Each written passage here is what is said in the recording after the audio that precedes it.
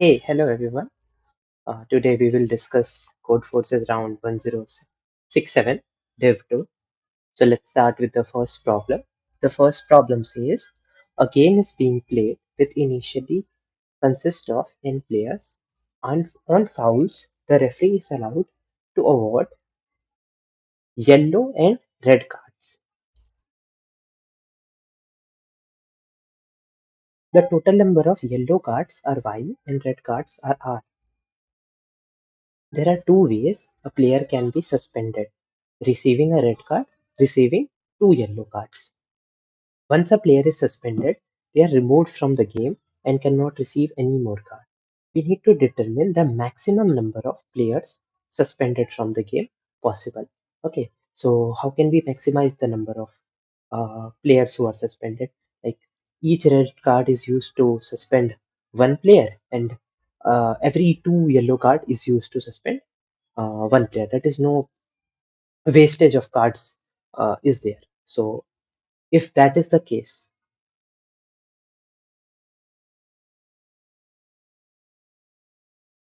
then we will get the maximum number of players suspended.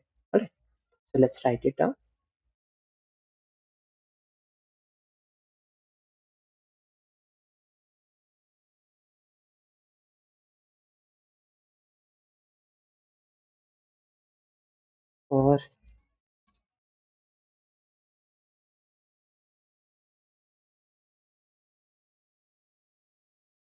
For maximum players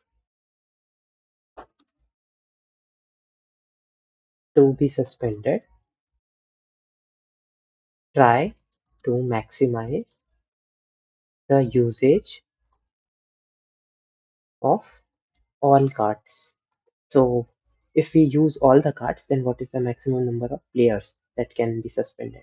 For every two yellow cards, one player is suspended, so floor of y by 2, and for every red card, one player is suspended. So this is the maximum number of players that can be suspended. But there is one more constraint. The total number of players are n. So more than n players cannot be suspended. All right. So take the min with n. Now this is our answer. So let's implement it.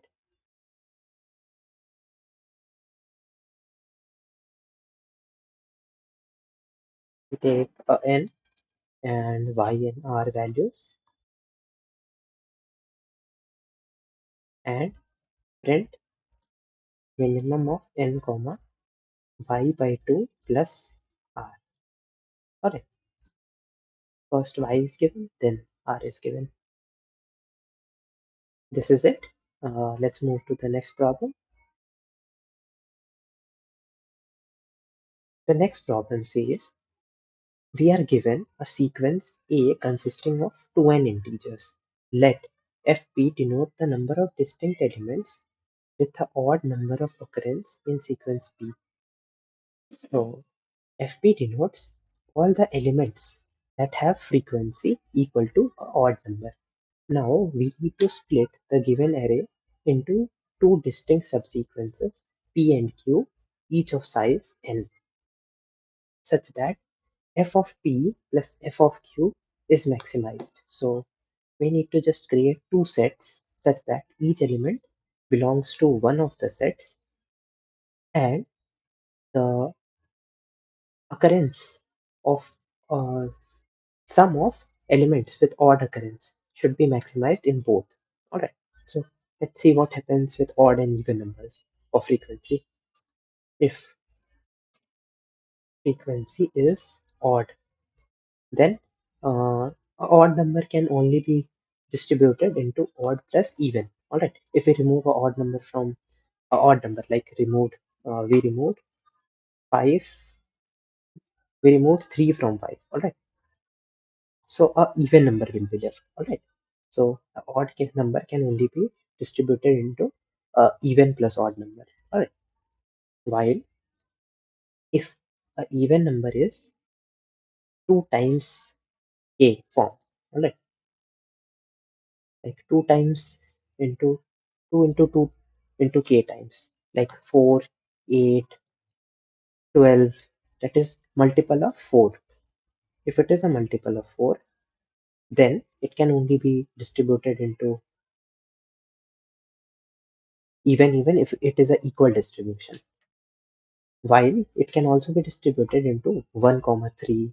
Similarly, 8 can be distributed into 3 comma 5. All right, so uh, a difference of 2 is created. One extra constraint that is given, that the size of each sets p and q is equal to n.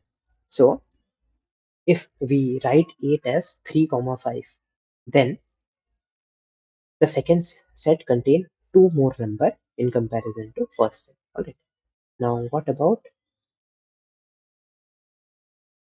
it is 4 into k plus 2 form, like 2, 6, 10, 14, like this. For all these cases, we can distribute into a odd number 2 times, like in odd number in both of the sets. Like 2 can be distributed into 1 comma 1, 6 can be distributed into 3 comma 3. So the occurrence is same. So the size of both sets change in same pattern, same manner. 10 can be changed to 5 comma 5. So 14 can be changed to 7 comma 7. So these conditions and these conditions are easy to handle. Like there is no extra thing to be thought. While now one more thing, how is it ensured that um, each set consists of n numbers, and we have total of 2 into n numbers. All right, so total there will be even number of odd frequencies. All right, why? Because let's say if n is equal to 2, then there are 4 numbers. All right, now if there is an odd number, then for total number of numbers to be 2 into n, one more odd should exist. All right. Otherwise, if there are only evens, then total sum will be odd. While the total sum is 2 into n, which is even. So one more odd number should exist. Alright,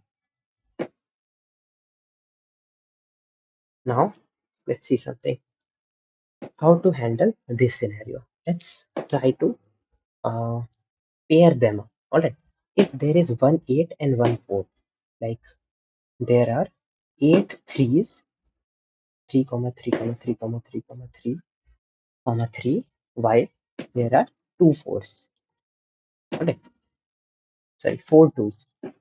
So how can we distribute it such that there is not a change in the size of sets? That is, the size of sets remain same, and uh, there is odd number of frequencies transferred to both the sets. Let's say we pick 5 threes from here into the first set. Then how many number of threes will go into second set? Obviously 3 threes. All right. Now there are 4 twos. So let's insert only 1 2 here. So rest 3 twos will be inserted here. Now in the first set P, right? In the second set Q.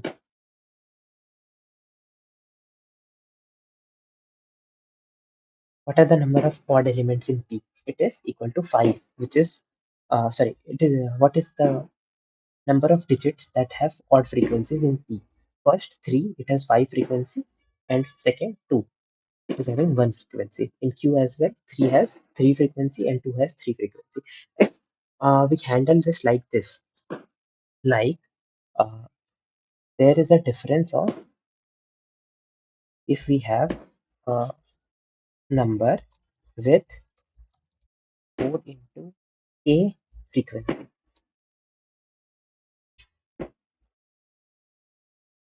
distribute it like this: 2 into n plus 1 numbers will go in first set, and 2 into n minus 1 numbers will go into second set. Right, now for P, one extra element is present, so size of P is one more or two more in comparison to Q. All right. difference is equal to plus 2. Alright, P minus Q.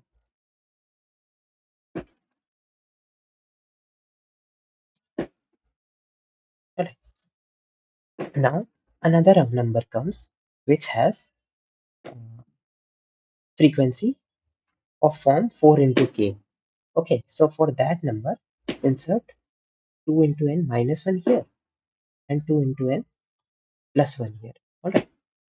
Now again, difference decreases by 2 because P has one less element and Q has one extra element. So total difference will be equal to minus 2 now. Alright. So after this insertion, difference will be equal to 0. Plus 2 was previously now minus 2, which is equal to 0 now. Alright. So any two numbers of form 4 into k can be handled together. Let's write it down. Any two numbers of form 4 into k can be handled together. And these numbers represent frequencies. Alright. Keep that in mind.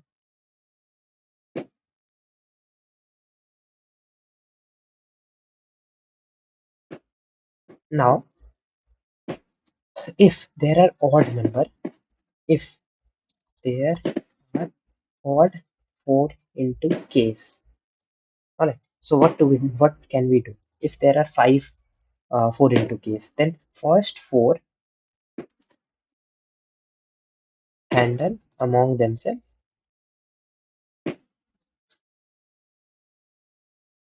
Now rest 1 need to be handled. So if we insert uh, the numbers in same way, alright, like we did earlier, that is 2 into n plus 1 and 2 into n minus 1. Like 4k is divided into 2 into k minus 1 and 2 into k plus 1. Alright. Now, so the difference is 2 and all the numbers of form 4 into k and 4 into k plus 2 have finished. 1 left.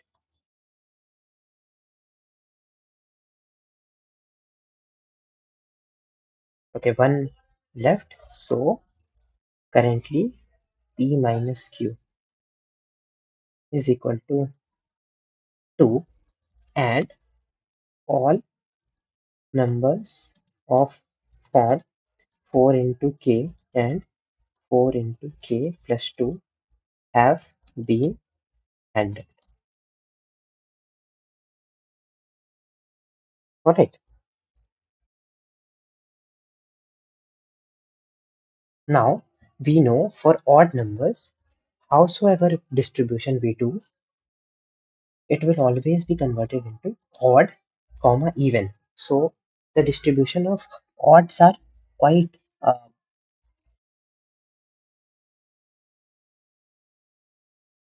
something that is already predicted, that do not change with conditions. Alright. So if we have at least one odd, what do it mean? We already predicted that uh, we already said it here that if one odd number exists, then frequency of odd frequencies should be at least 2. That is, at least 2 odd numbers should be there, or 0. If number of odds is not 0, at least 2 odds must be there. Alright, let's say we have two ones. Alright, so what can we do? Two numbers with one frequency. So what can we do? We already see that the difference between P and Q is 2. That is, P has 2 extra elements in comparison to Q. So insert both of those numbers into the Qth set. Alright. With this way, insert their number of odd must be at least 2 or 0. Okay.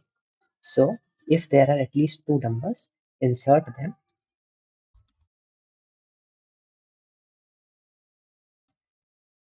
in Q. With this way, the second set, that is Qth set, has length equal to P now. So for the rest of the elements, distribute it evenly. So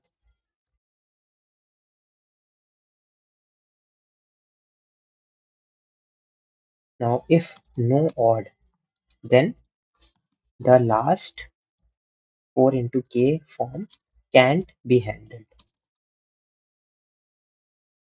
Alright.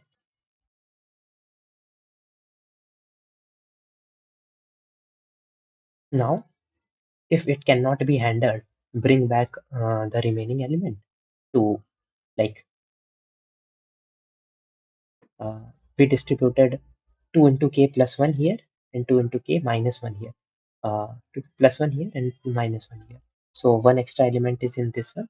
Pick up this one and insert in this. Now set has same element. But with this approach, we have decreased the count of odd frequencies by 2. Alright. So this is it. So what we will do? We will just check what is the frequency of 4 into K plus 2 forms.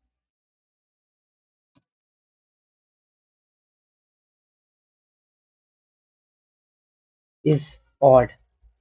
Then if any odd frequency exists, implies all 4 into K form will contribute to.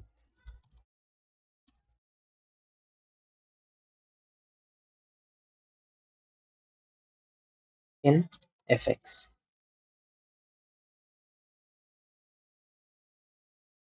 If no odd frequency exists,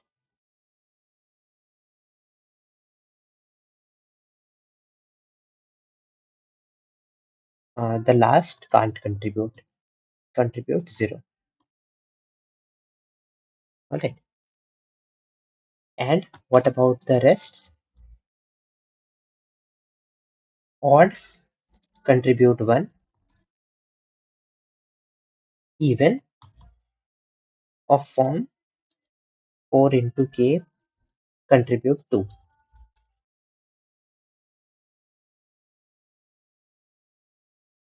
Okay, this was 4 into K. Sorry, 4 into K plus 2 contribute 2. Alright, because 4 into K, because we were discussing about 8, 4, 12 in this part. Alright, so let's write a code to implement this.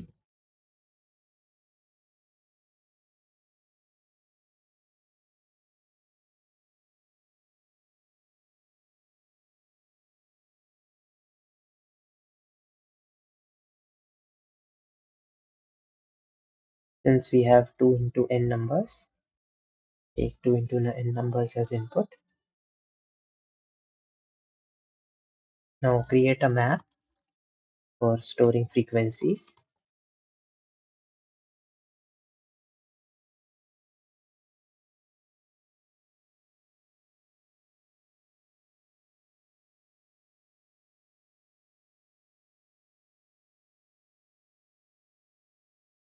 Now we have all the frequencies. This is our final answer. Keep a count of 4 into K forms. Keep a flag which tells if odd exists or not. Alright. Now iterate over the map. Now frequency, or let's say num, is the frequency now. Now apply the operations we discussed earlier. If this number is odd, it contribute 1. Alright, and flag is 1 because flag now denotes that at least one number is there, one odd number is there. Now for even, if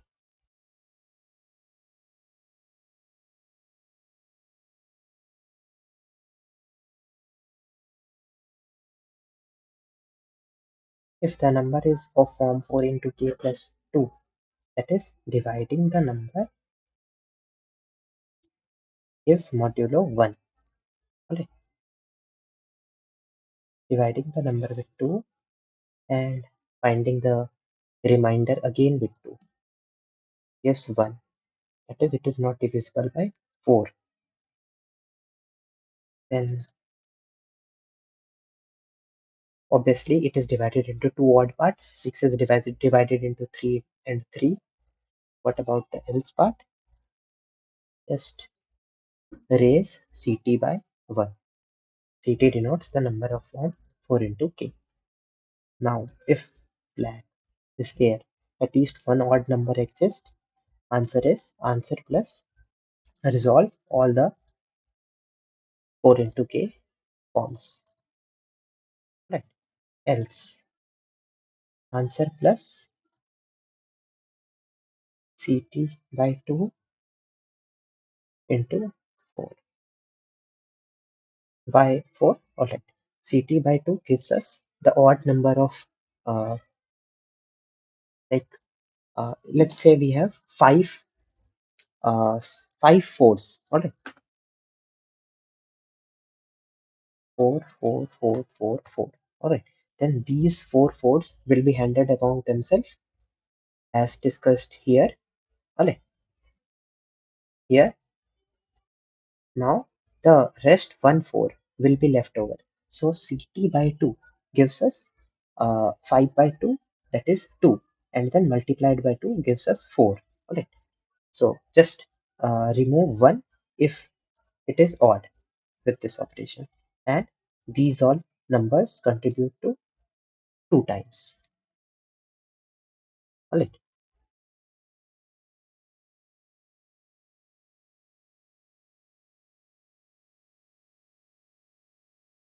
Since there are 2 into n numbers, so multiply this part of loop with 2. Now this solution is passed. Let's move to the next problem.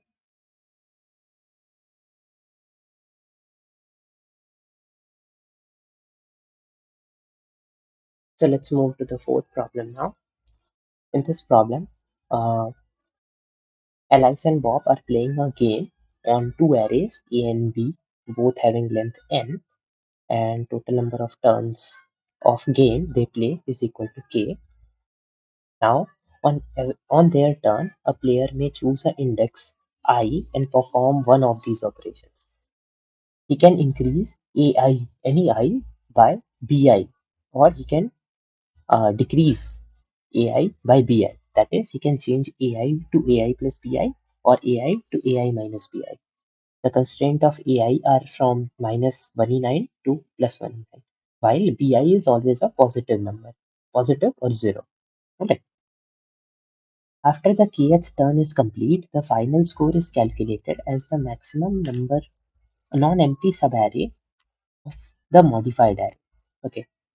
The maximum non-empty subarray sum. Like, this is a very famous problem. If you haven't studied this yet, the name of problem is Codehurdle. I would highly recommend you to first study this algorithm before watching the solution. Codehurdle's algorithm. You can study it from CP algorithms.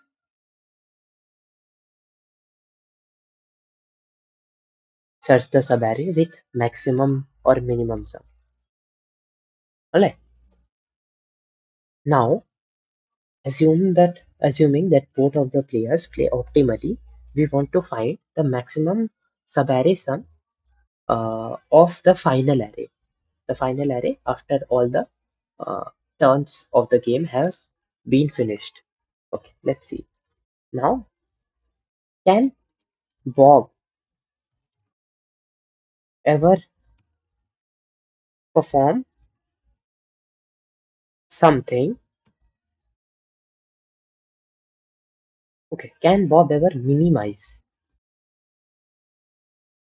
the maximum sum? Can we? Let's say there was a 6 here and 3 was present at the bottom. Alright, now and here 5 was present and 1 was present. Let's say Alice did some other operations, let's say in the left, and that resulted the maximum sum to change by +2, +1 in the first operation. While Bob can see that 3 is present here and he can decrease 6 by 3 and the difference is -3 now. This seems alright, but this is not optimal because Bob sees that, Eli sees that Bob can decrease the total subarray sum in next step. So what Elias will do? He will first increase the value of 6 by 3. Then in the next step, Bob will decrease by 3. So overall, change is equal to 0 after the operation of Elias and Bob both. So this process will continue. And if you did not understand this thing, think that if Bob can perform a better operation in later half, Alice has the power to nullify it by adding the same number that Bob has subtracted in the next step. Alright. So, and if Alice can perform a better operation, Bob sees what operation he has performed. He can just reverse that operation. Let's say Alice added 5 to some index, then same index is present again, and subtraction operation can be performed on same index. Alright, so Bob will nullify everything unless and until k is odd. If k is even, overall change is still 0. Alright, fine. If k is odd,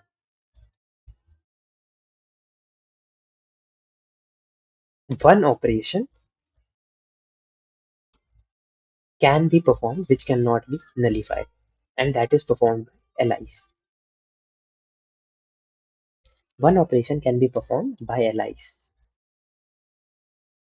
And what will Alice do? Since b is always positive, he will always apply ai plus ai is equal to ai plus bi on some given index. Alright, at max one index. Alright, so if k is even, the problem is same as contain. So implement contain for even case, and for odd case, at max one index can be changed. So if you have studied contain, we what is the overall idea of contain? Let's say there is a subarray here whose overall sum is -1. Alright, and we saw a 1 here. Alright, so what is good? Can we take some elements from this left half? Alright, the left half gives at max -1 value. So if we add -1 to 1, it gives 0. While we have option to start a subarray from this index. Alright, so we choose to do it. Alright, so whenever, then again a -5 occurs, let's say. So what is the sum now? It's equal to -4. And if 5 is present to the right of it, alright, then it's better to choose 5 itself, alright, not to uh, increase this opening bracket. Rather, put a new opening bracket at this position. Alright, that is the overall logic of Kade. So we would try to keep a DP value because we can make at max one operation. So this gives us idea of DP because the value of number of operation is very small. That is 1.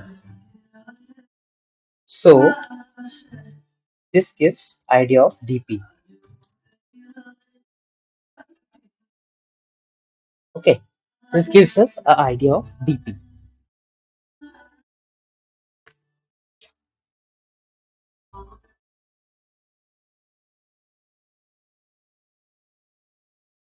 So let's decide the state of DP. How do we decide the state of DP? So the safe state of DP should, if you have decide the state of DP using known models. Okay. If you have studied the domain, at every index I, we have the maximum sum of suffix ending at I. Alright. Now we can also make one operation. So we would require 2D DP. So at index I, we want to check whether operation has been performed or not. The maximum, okay, DP of I of 0 would give us maximum sum suffix given operation has not been performed, while DP of I of 1 tells us maximum sum suffix given operation has been performed, because only one operation can be performed, so 0 and 1 can handle this. Now what about the recurrence relation? DP of I 0 will follow the same Cadane approach.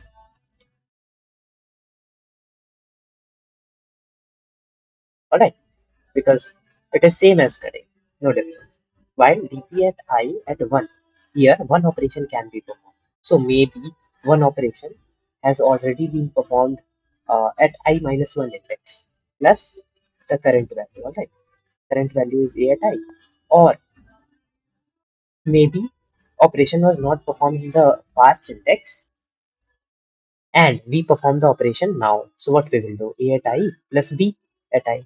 Or and what is the third thing? Maybe like we do not consider the previous elements. We start from current element.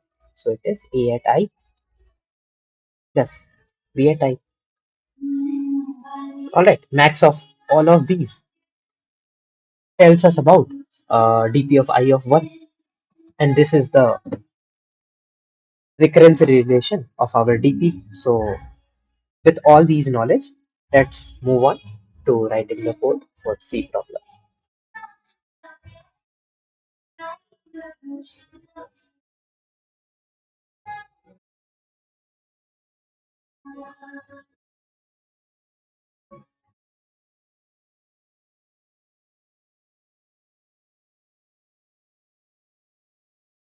DP of I minus 1, 0, max of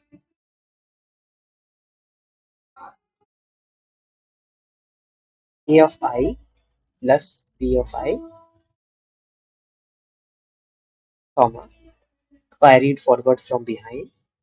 That is, operation was applied behind somewhere, or maybe operation is applied here.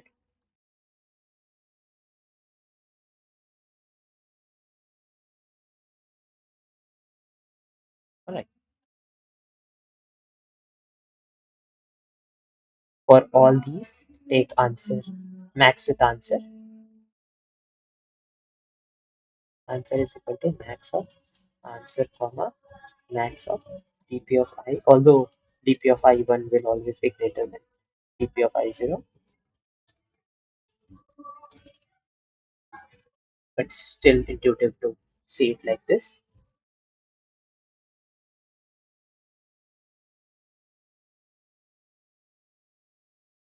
So if you pass more than two elements inside the max function, better pass it as a vector.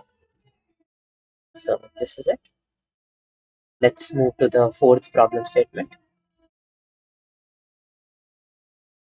In this problem statement, we are given two binary string s and t, each of same length n, and we are allowed to perform the following operation. Peek indices L and R such that substring SL to R is a palindrome and flip all the bits in substring SL to SR. Alright, our goal is to make S equal to T, performing any of above operation at most n times. The substring SL to R of a string S is contiguous. Okay, this is the definition of substring and definition of palindrome. Alright. String is called palindrome if it is read same from starting or same from ending. All right. Reverse the string. If it is the same, then it is a palindrome. All right. So let's see some properties of palindrome. Two-digit uh, substring if contain same digits, that is 00 or 11. It is a palindrome. All right. And this is the property we will use exclusively in our uh, logic. So let's see something. If we have some zeros in middle of our string, okay.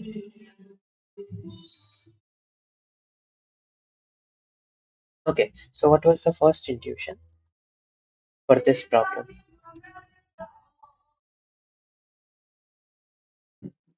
So what is the first intuition that uh, hit you when you read this problem?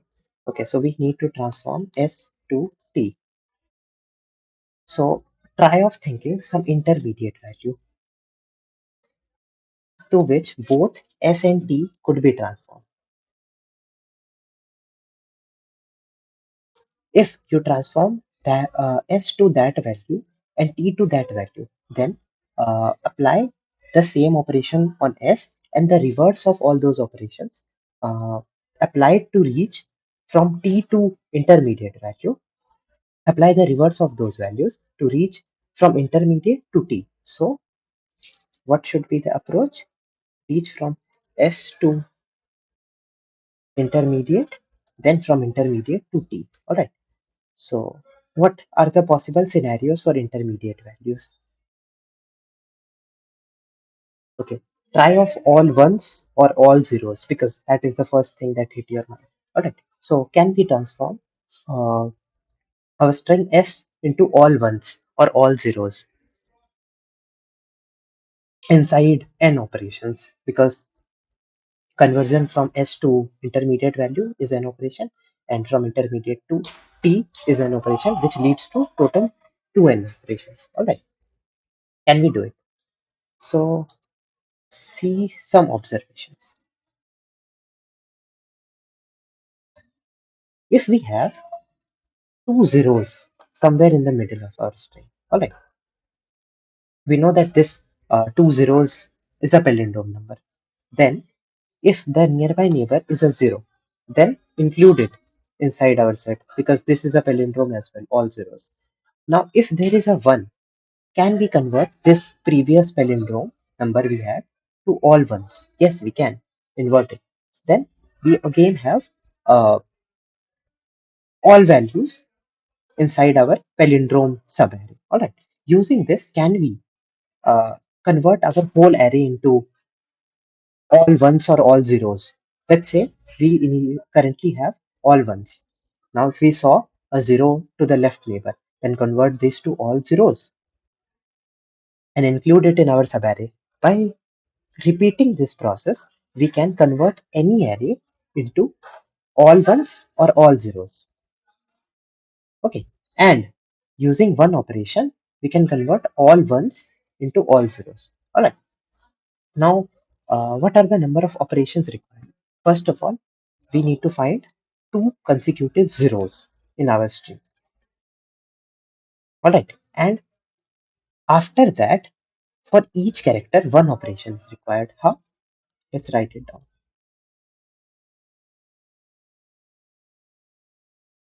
Find the first find the place with same consecutive elements. Now add the nearby neighbors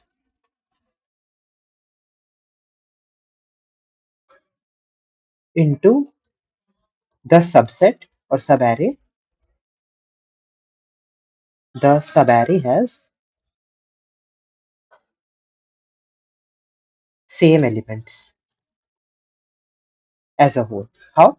Like we found two zeros. Now if the neighbor was a zero, just add it inside of the subarray. If the neighbor was one, convert this subarray to all ones and add it inside our subarray. Alright, let's write it down and leave it. If two zeros and a zero, then subarray is 0, 0, 0.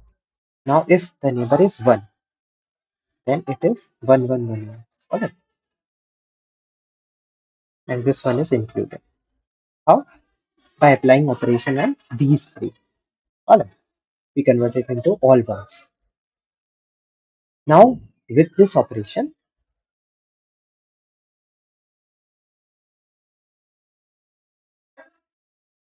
convert S to all ones, all zeros, let's say. Alright. Similarly, convert T to all zeros. But there is a edge case, that is we are considering that we will always find nearby neighbors with same consecutive elements. That is same consecutive element pair is always being found in our string, which is not true, because if we have alternate string, no two consecutive neighbors share the same value. So what can we do for this particular scenario? If we see the subarray 0 to 2, it is a palindrome string. And if we apply operation on this, then we see that the third index and fourth index are now consecutive and they are same. And we can apply operation on these two zeros as starting index and then convert whole subarray or whole array into all zeros. Alright. Now, what if there is only 101? So we cannot apply operation on like 010 and no matching element is found. So in this case, the length of string is 3, and for all the strings with length smaller than 3 or equal to 3 and which is alternate, answer is not possible. But in our constraint, n is given as 4 minimum. So answer will always be possible. Alright. Now using this operation, convert your string and then it convert the whole string to all zeros. Now we have done the same operation on t's. Count or print the operation for s in same order. So we had some string, let's say, and we have transformed it to 0, 0, 0, 0. Now print the operation in reverse order for t. Alright, let's say t was like this something and we converted it into 0 zeros using some operations. So do the reverse of those operations and we get back to t. Alright. So from S to intermediate value, we print the same operation, and from intermediate value to T, we print the operation in reverse order. So let's go on and implement this.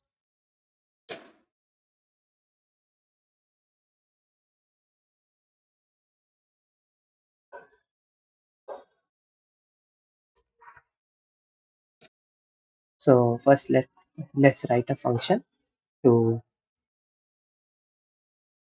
create our string, that is convert our string to all zeros. Alright, we take a string into input and return the operations needed to convert our string to all zeros. All right.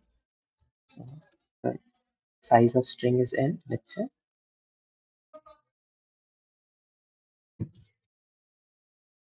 now create a vector of pair operation which stores all the operations performed. Now first find uh, the consecutive 00 pairs. Let's say consecutive 00 pairs do not exist. So it is a alternating string. 0 is not equal to 1 and 1 is not equal to 2 and 2 is not equal to 3. So if it is alternating up till now, then just convert it into apply one operation and convert it into repeating pair like we did here. If it is alternating up till this part, apply operation from 0 to 3, 2. So let's create a function for applying operation. What do we need? We need I and j, range for which operation is to be applied. Let's take output vector also to insert the current operation, and we need to do changes in the string. So pass it by reference. Now iterate from I to j. If current value is equal to 0, change the current value to 1, else change the current value to 0. Alright. Now push back the operation L2 or I to j inside our vector. Now here what we did, apply operation from 0 to 2, also give the operation vector in string. Now let's find the first consecutive position. Alright, what to do for it? Iterate from 0 to n minus 1. We are sure that one consecutive position exists for sure. So if the current and next characters are same, then L is I, R is I plus 1, and break. L and R represent our substring.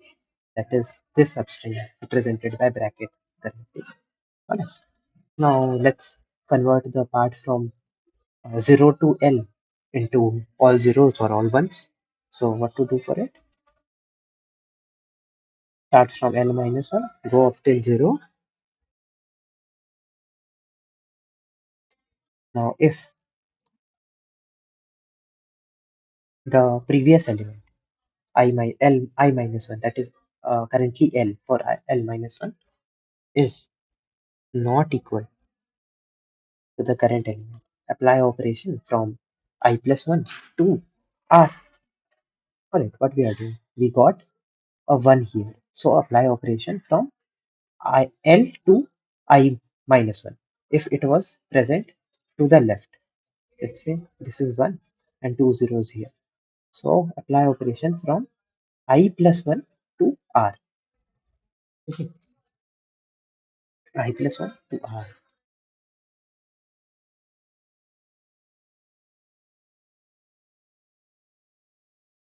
Now for R plus 1 to N, do the same thing.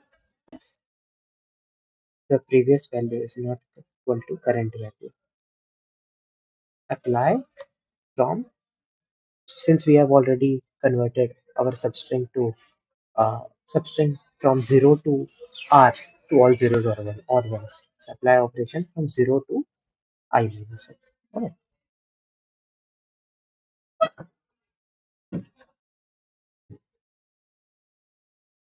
Now, if the whole string is all ones, apply one more operation from 0 to n minus 1 on the string. At the end, return the operation vector. Alright. Now, what are we given as input? We are given two strings. Let's say st1 and st2. Take them as input. Now, first pair contains operation for converting first string to all zeros. Second pair, let's say v2, contains all the operations for converting st2 to zeros.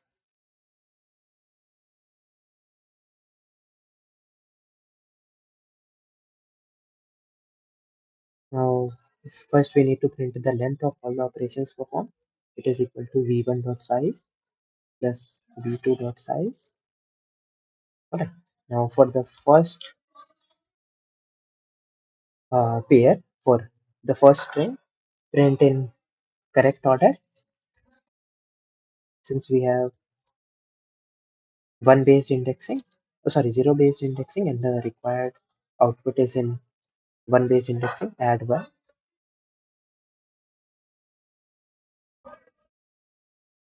Now for the second string, do the operation in reverse order.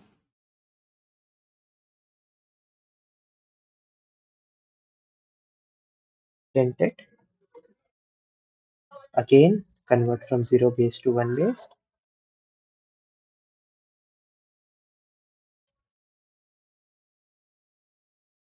This is it.